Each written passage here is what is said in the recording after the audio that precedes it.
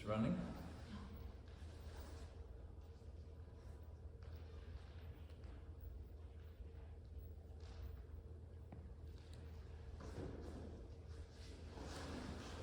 Om Gyanatimirandhasya Gyananjana Shalakaya Chakshuram Nityam Yena Tasmai Shri Gurave Namaha.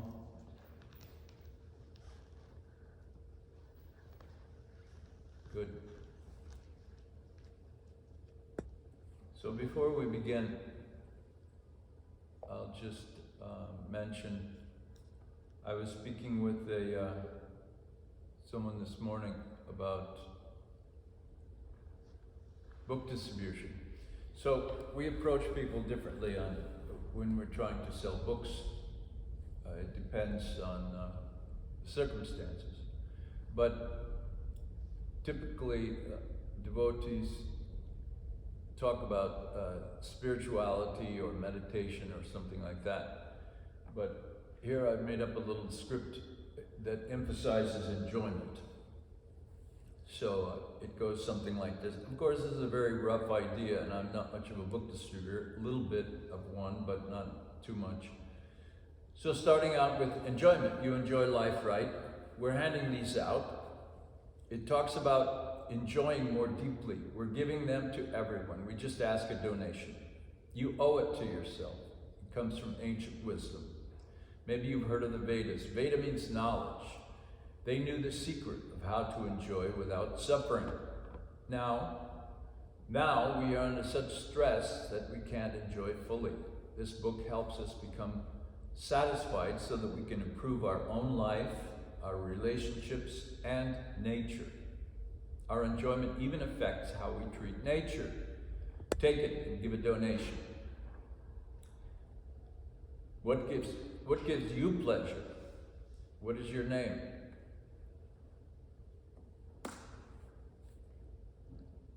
So then maybe there's an answer. Yes, but it comes to an end. And sometimes you have to work hard to get it, right? And when you can't get what you want, you have to suffer. Or, anyway, we all suffer. Take the book. It's full of wisdom. So the idea is that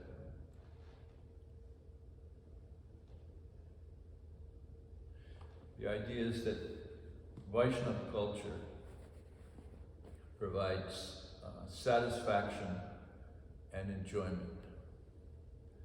Of course, those who are familiar with Krishna consciousness or with the temple, they often think of spiritual enjoyment.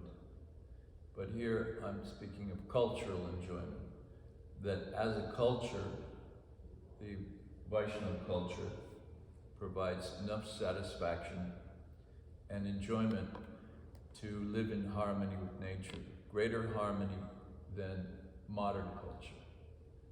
So, in modern culture, people are trying to get satisfaction and enjoyment through over-consuming, and that over-consumption causes destruction of the environment. Of course, that misplaced satisfaction and sense of enjoyment is also destructive to individuals and families and communities. But the bigger issue, or the more apparent issue, because it's easy to be in denial about all kinds of personal issues, but the bigger issue is that this misplaced enjoyment is causing destruction of the environment, and it's easy to point to destruction of the environment. There are statistics or studies that show that humans are causing disruption to the environment. So this is a cultural thing. Modern global culture is responsible for a lot of environmental destruction, whereas Vaishnava culture can live more harmoniously with nature. That's happened for thousands of years, and still, even today, even with the corruption of modern global culture, it's still more harmonious with nature than modern culture. So this is lesson 5 in an ongoing series of classes. Chapter 4 in this book here that we're studying, called Philosophy, the chapter on philosophy, and this is the second part. So as a review, philosophy is the study of knowledge, and science, which means knowledge, claims to own knowledge of the physical or visible world because scientists have faith in empiricism or observation. So scientists say that science provides the most accurate description of the physical world. And religions, ideologies, and science are schools of knowledge, all of which define perceptions of reality. Again, science holds itself separate because they believe that they have the most accurate description of physical reality. So every school of knowledge has a form of knowledge acquisition, that is a means to get knowledge and define reality. So I keep saying science because we're opposed to empirical science, meaning science that collects knowledge only through observation. The Vaishnavas understand that the Vedas contain the highest knowledge. The scientists depend on observation for knowledge. They are unaware that the observable world is Maya, or illusion. So this is one problem that the scientists face, that the world that they feel that they're so accurately describing is an illusion. Another problem is that science does not contain values, or at least the values that prevent humans from destroying nature. They study nature, the universe, life, they study life, but they don't have a way to control this overconsumption or greed that humans are prone to. So inspiration, there's a book called Mechanistic and Non-Mechanistic Science written by Sariputta, who's a little famous in the Krishna consciousness movement. He passed away some years ago, but there's an institute in Florida, the Bhaktivedanta Institute, that's really, I wouldn't say established, but it continues the work of Sariputta. Their major themes are based on Sariputta's work. So one of the things he wrote in one of his books, Mechanistic and Non-Mechanistic Science, was about inspiration. In chapter 7 of that book, he talks about inspiration. Inspiration is needed for scientific hypotheses and artistic works like Mozart composition or Picasso creation. So science speculates on the origin of inspiration, just like speculation on the nature of life or the nature of inspiration. They can't explain by observation exactly what life is or exactly how inspiration occurs. There are some speculations, but it doesn't fit with the theory of evolution, which describes a species' need to survive. So species need to survive, so why should they have inspirations? That doesn't really fit with that theory. The Vedas say that inspiration comes from the higher order, or the higher powers, or, as Sariputta says in his book, the omniscient super self, super soul. So regarding religion, there's no need to put religious knowledge in a special category, which many do when they study philosophy. They put religion in a special category because many say that religions cannot define physical reality as accurately as the scientists can. So currently many are embarrassed that science seems to give the best explanations about physical reality. Thus, some say that religious knowledge is optional in the world. But there are at least two defects against empirical knowledge. It can be used to exploit and destroy nature, and its adherents often supported because technology supplies them comfort. So in a sense, science is bribing everyone to give their emotional support. We support science because it gives us comfort and supposedly health. So in these ways, we're dependent on technology. We're dependent on it and we are enamored by it. So because of that emotional attachment, we tend to support science.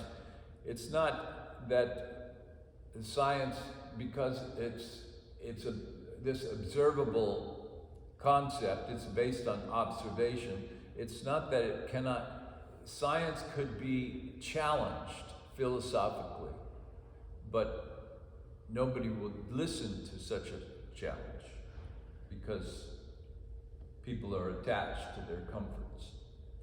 Now, democracy can also be viewed as a system of knowledge, a knowledge school.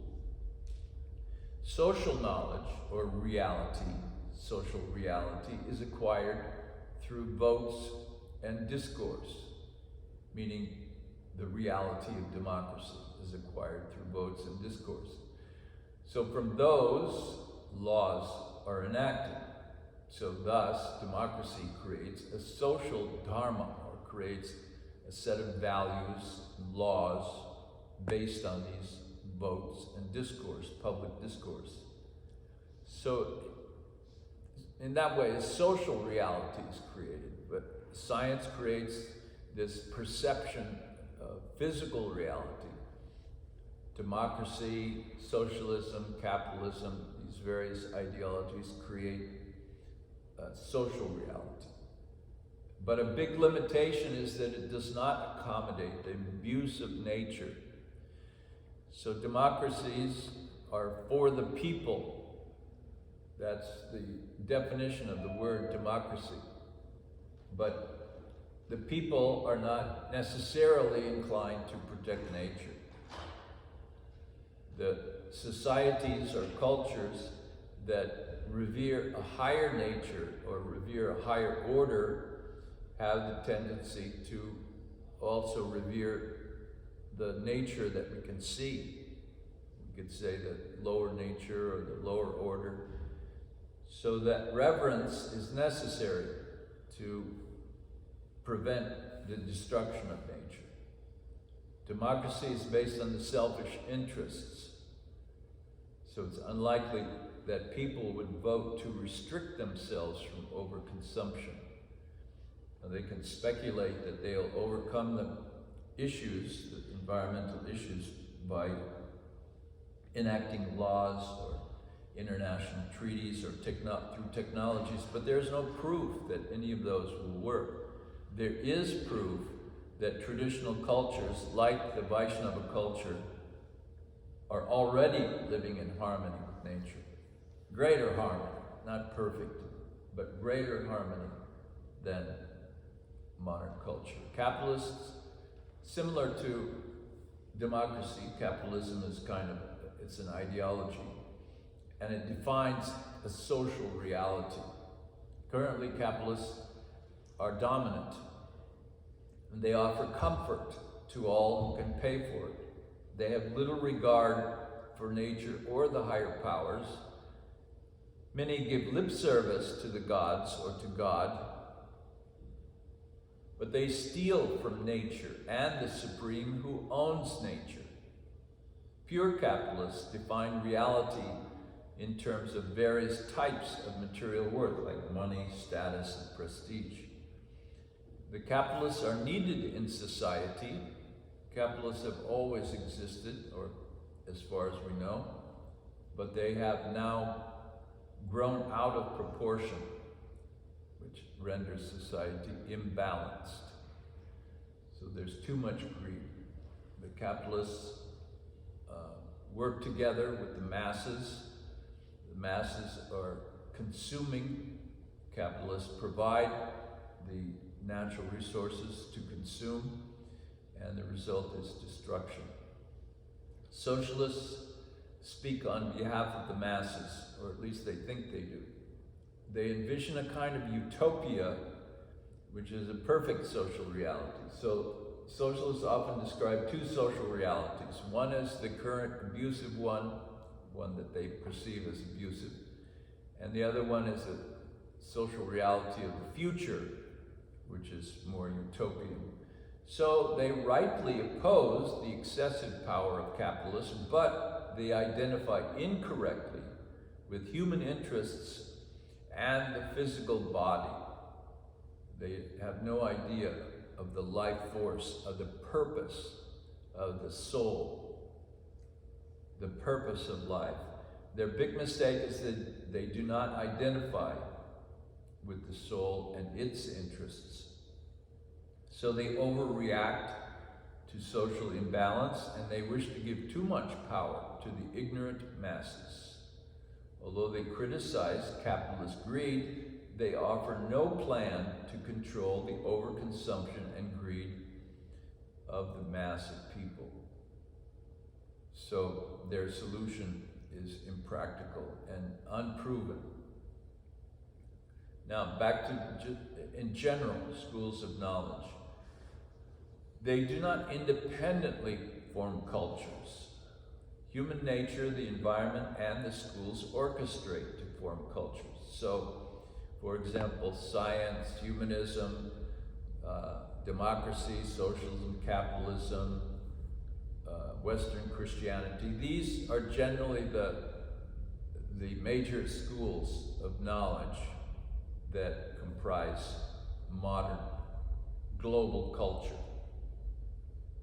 And Vaishnava culture, of course, mixes with other cultures, but some schools of knowledge can be dominant.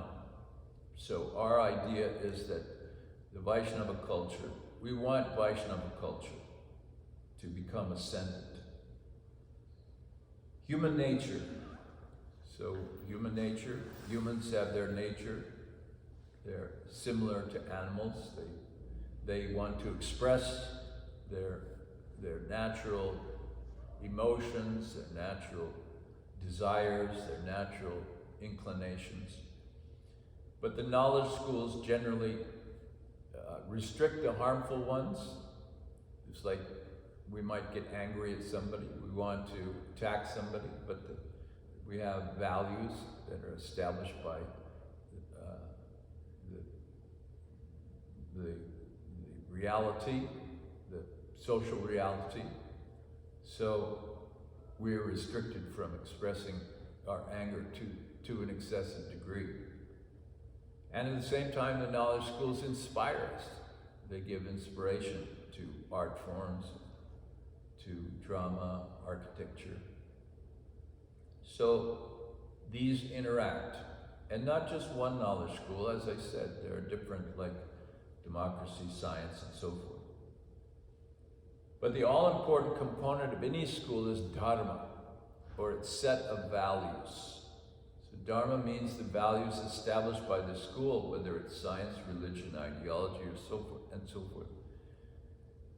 So those values, we can see the limitation of a school of knowledge if its values, if at its core, it disrespects nature. Because the tendency is that a school that disrespects nature is going to disrespect the higher order, or a higher nature, or the supreme.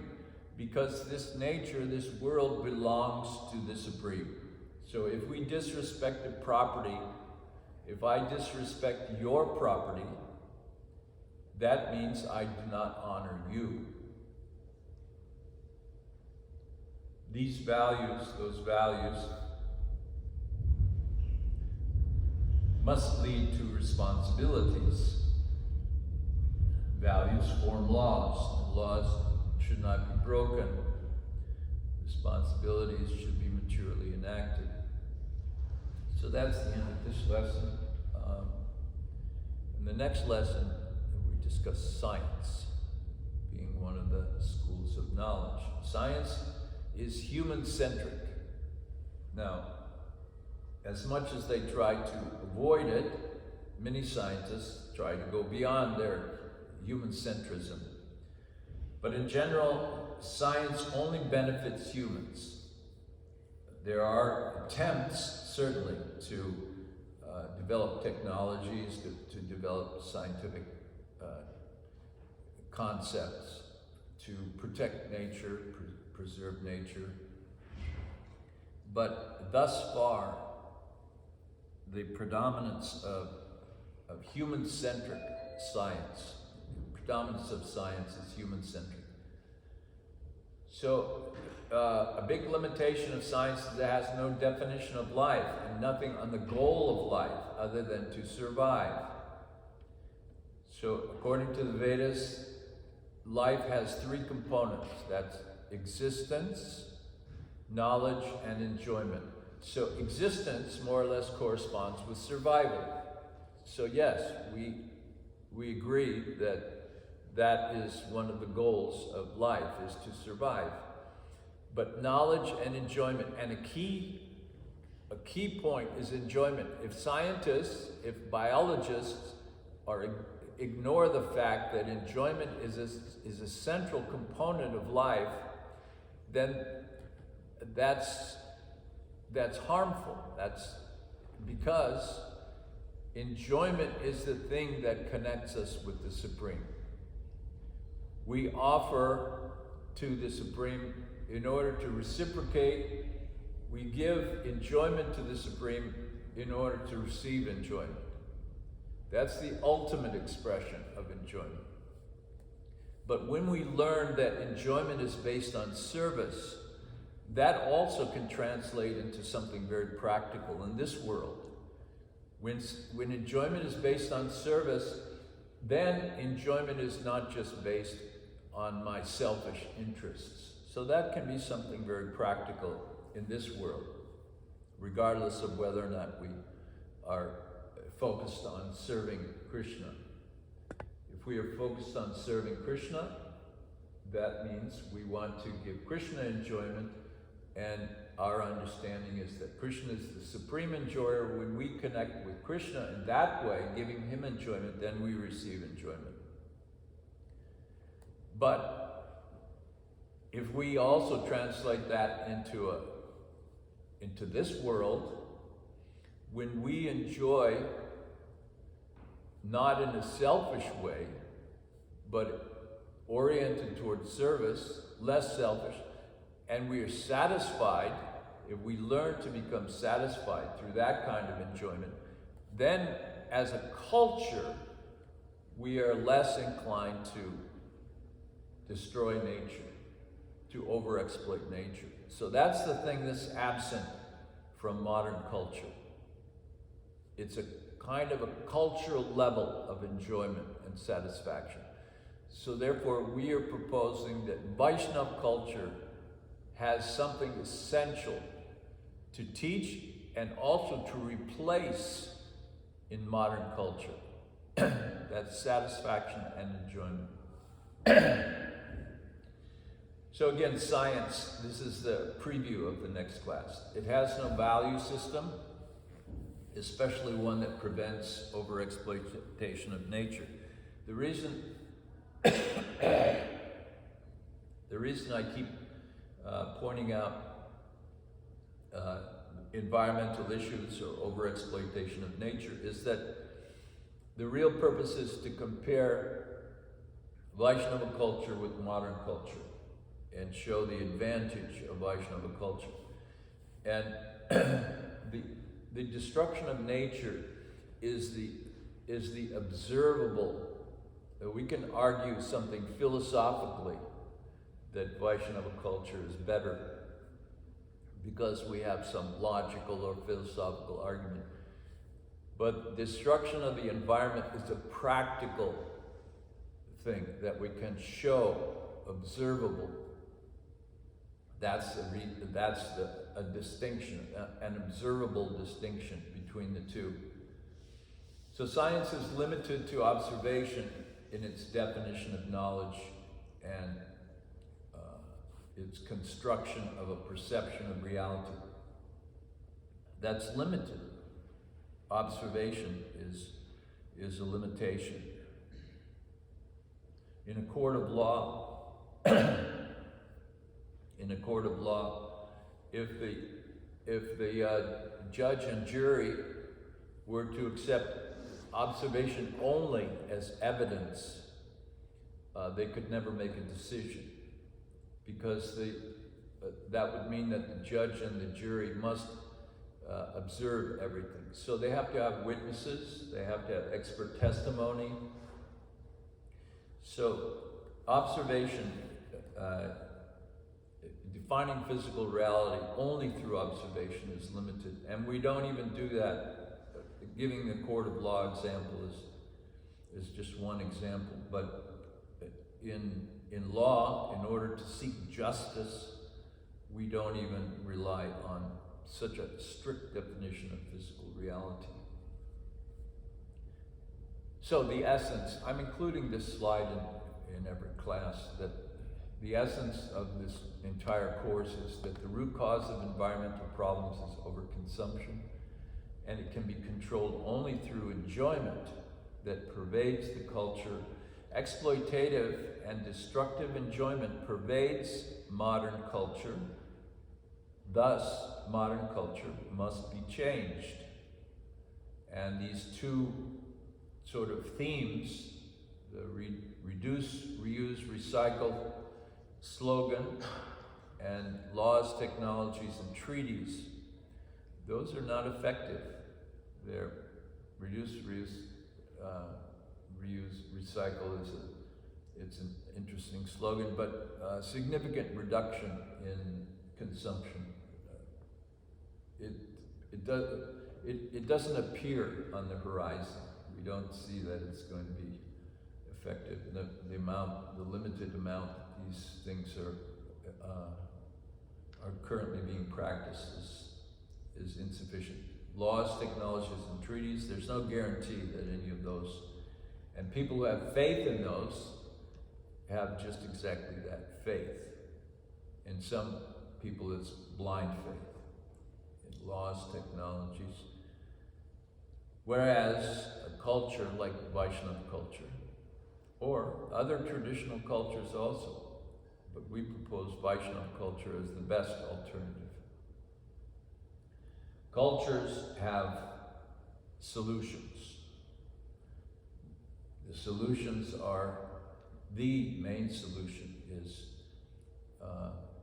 having satisfaction and enjoyment on a cultural level that prevents overexploitation. Vaishnava culture has that solution. So we said that we won't go over half an hour on these classes, so this is half an hour. Thank you very much for watching. So, can you turn that off? So once she turns